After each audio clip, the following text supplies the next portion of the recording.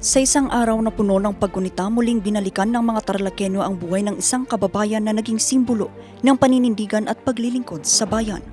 Si Benigno Ninoy Aquino Jr. ay sinilang sa Concepcion, Tarlac noong November 27, 1932. Dito rin nagsimula ang kanyang paglilingkod sa publiko. Sa edad na 22, nahalal siya bilang mayor ng Concepcion bago magpatuloy sa mas mataas na posisyon sa pamahalaan at sa huli ay naging senador ng bansa. Ngunit higit sa kanyang mga posisyon sa gobyerno, mas nakilala si Ninoy sa kanyang paninindigan sa panahon ng batas militar. Isa siya sa mga naging malakas na kritiko ng administrasyon ni dating Pangulong Ferdinand Marcos Sr. You very well know that we have a law in the Philippines that says no president may stay in the presidency for more than 8 consecutive years. That is a law. That is a law even ahead of the United States law.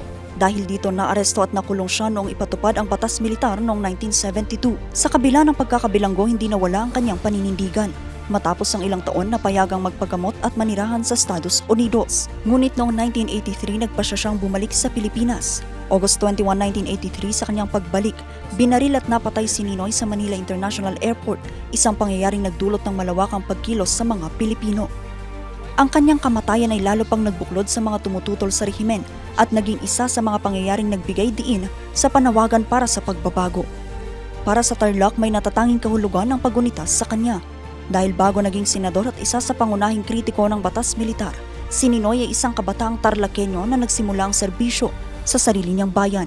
Kaya sa bawat paggunita sa kanya, muling nabibigyang diin ang papel ng Tarlac sa isang mahalagang bahagi ng kasaysayan ng Pilipinas. Magkakaiba man tayo ng pananaw, paniniwala sa politika, we agree that our country becomes stronger when Filipinos value courage, democratic participation, respect for one another, and genuine public service.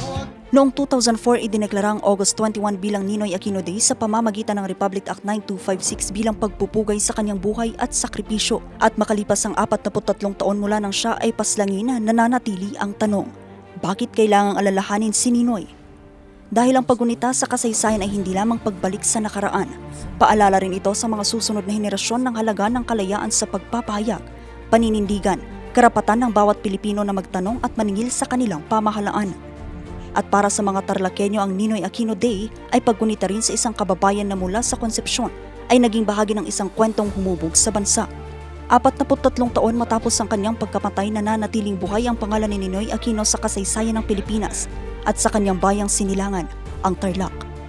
Ngayong araw din binisita ng pamilya ng yumao ng Senador Benigno Ninoy Aquino Jr. ang NAIA Terminal 1 upang silipin ang marker na nakalagay bilang pagpupugay sa kanya. Vanessa Bugtong, RNG News.